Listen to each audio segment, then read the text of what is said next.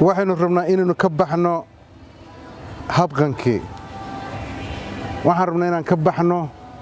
mooryaamayntii waxaan rabnaa inaan ka baxno nidaam darradii 2019 waxaan rabnaa inaan u gudubno ciidan booliisa oo qiimo leh ciidan booliisa oo qab leh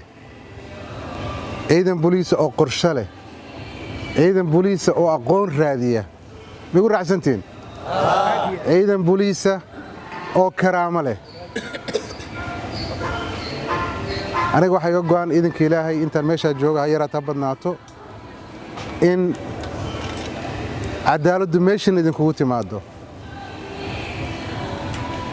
in garsoorkii cadaaladdu meeshan idinkugu timaado in fasaxa meeshan idinkugu yimaado in tababarka meeshan idinkugu yimaado inaynadan marnaba idinku fikirin aniga xamar ma jooga galkayga xamar u yaalaay maxaan meesha ka qabanayo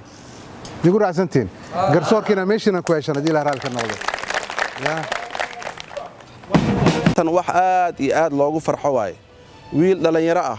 oo waqtigiisa u huraayo wadankiisa oo asaga uu ka soo jeedo ama wadanka Soomaaliland waqtigiisa u huraayo waa wax lagu farxo waay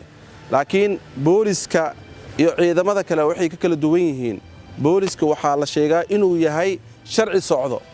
askari boolis iyo askari military markii la arko askari booliska waxa la rabaa shacabka inay asaga xaqiisa ay u cararaan sababtoo ah sharci ilaaliyo waay sharciga la sheegayo ama qawaaniinta la sheegayo waa boolis waay askariga booliska haduu toosan yahay wadanka sidii uu ku toosay marka waxaan aaminsanahay haddaad idinka aad toosan tihiin nadaafadiina ay fiican tahay